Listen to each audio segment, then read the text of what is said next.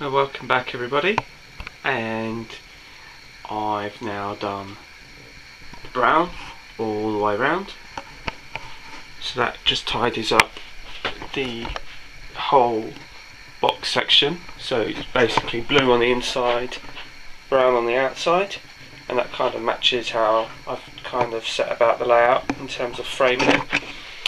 And it's one of the things about being a picture framer, or you used to be a picture framer, is that you can see things for what they are, and the benefits of framing things, and how it draws your eye and how it draws your attention. And this, I think, is a bit of an ingenious way of actually making the most out of the bridge section to turn it into what is a rather bland bridge section, which can basically see the flat as opposed to the railway.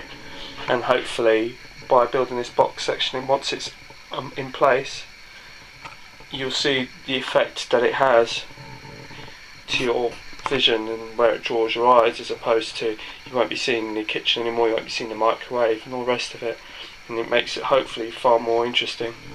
So that's the outside now completed. So that's good. That's only had one coat, but then again it is dark brown, and it's actually quite light at the moment, but it will dry darker than this because it normally does. And once it's all done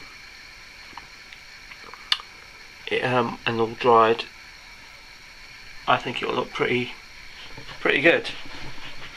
And it'd be just one of those little things. You can even actually take it as a sort of work piece or a showpiece somewhere and show it to your friends or whatever. But I think it's coming along really nicely. So the next job, I guess, see, I want to do the retaining wall here, but I can't really do it until I've sort of added the back seam. So that's why I'm not really going to do that until I get hold of that back seam. So that'll be within the next few days or so. And then once that gets up, then I can start building them around it, and hopefully it won't take too long. So I'm really pleased with the progress, and considering that this is all a mishmash of scrap wood, you can see how it's all sort of been unified and how it's all come together. And then hopefully as time goes on, it will just get better and better until I've actually finished it. So anyway, thanks for watching for the minute, and join me for the next part. Okay, and here is a bit more of a progress report.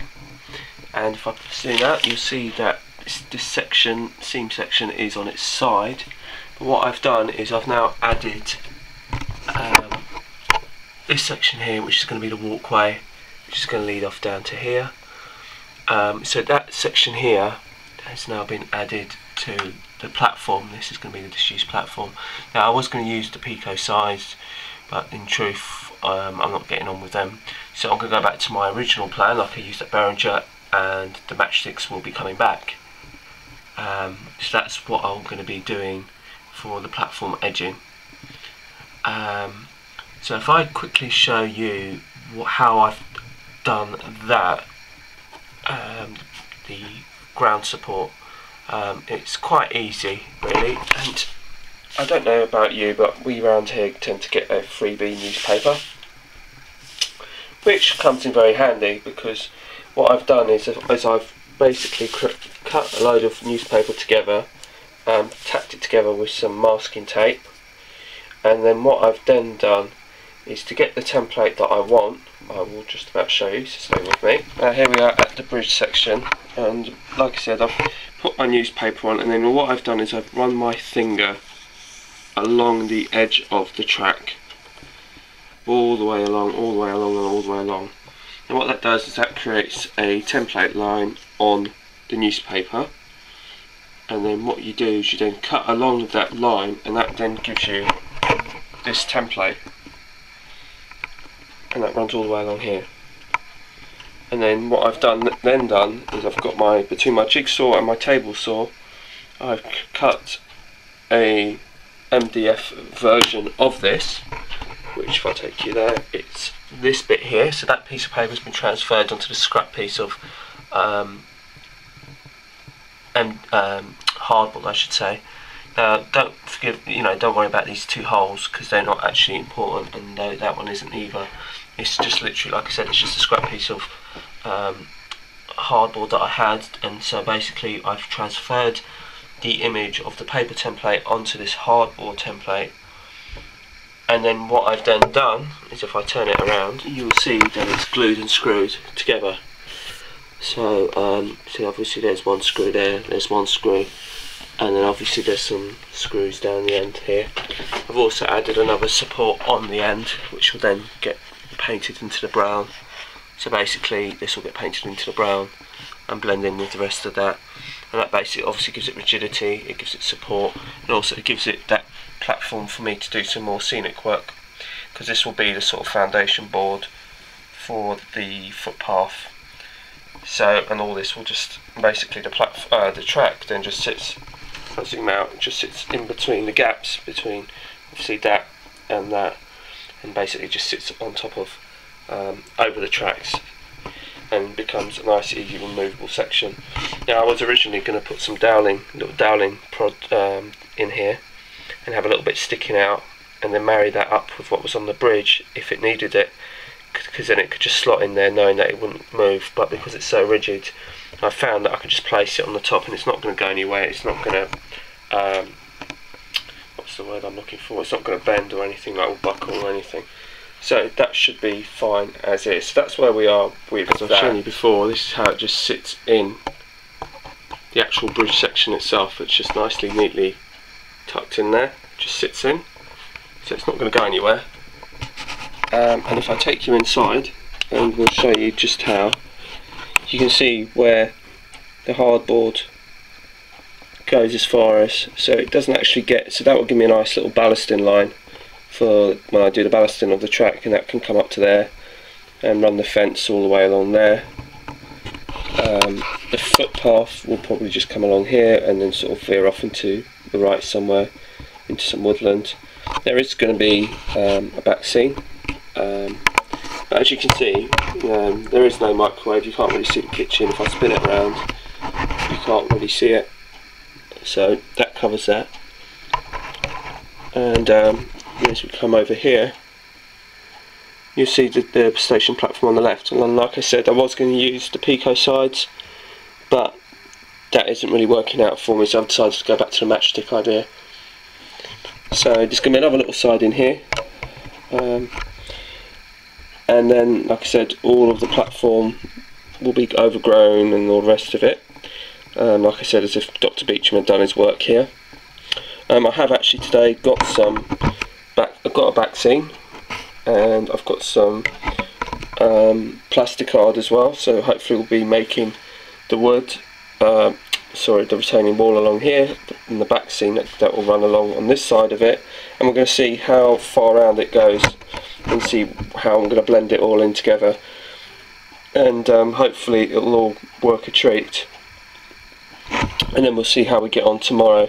Like I said, I'll do the matchsticks tonight, and then that should be dried. That will be easily dry by tomorrow, and then we can start working on this side and the platform side on this side. But obviously I need to get this platform sprayed before I put any sort of back scene on this side, so that's as far as we're at the moment. Now I've done the matchsticks. This is one of the many jobs I've been up to, and this is a simple case of just getting regular matchsticks from the shop, cutting the ends off. And what I did for this on this side, actually it was actually easier than on my station side. I laid the box on its side, glued one side with, and then just laid it on its side with the tweezers, and just wait for it to set. And I've done that all the way along. So that's now nicely hardened and dry for today. The next thing I started doing, as you can see now, I've started, well, there's a back scene up for a start, but I'll get to that in just a minute. I've also put I put a little road on the top here. This is some mounting card that I've had left over. It's just some thick grey mat. I'll show you what it is. It's this sort of stuff. As you can see, it's quite thick. So I've had plenty of that left over from the TMD, so I've used that to create the road. It's sort of a low relief road. I've then got some Will's stone, coarse stone. I will give you some details for that in case you are interested. And it's, there you go, it's this pack here. Will's Core Stone SSMP 200.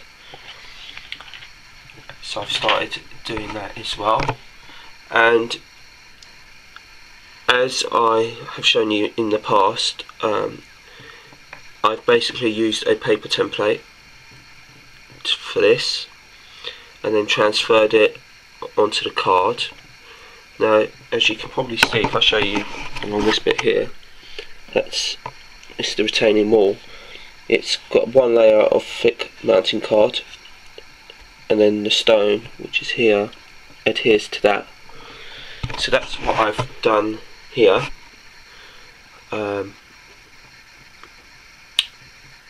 So we've got a layer of card, so that template is transferred onto the card, and then that template is then layered, transferred onto the core stone, and then to make sure that we've got the right hole and the right size and in the right position. Now the glue I've used for this is rocket card glue from Deluxe, and that seems to stick the card to the wood, and then it seems to stick the plastic to the card. So that's pretty ideal stuff for using, so that's what I've been using. And this has been left overnight and it's not going anywhere. Maybe if I pull it hard enough it might. I haven't quite finished this side because I was just working on the back seam, and I wanted to get the back seam in first and then have the retaining wall done afterwards. And again, it's the same along the back seam in terms of the wall, same method. Just attach the card to the wood using the paper template method to make sure I've got the right shapes. This bit here was quite tricky, where the brace is. If I just zoom out a little bit, because I had to cut underneath and around it, and as you can see all the way down I've done that, and I will just show you a bit more about it in just a second.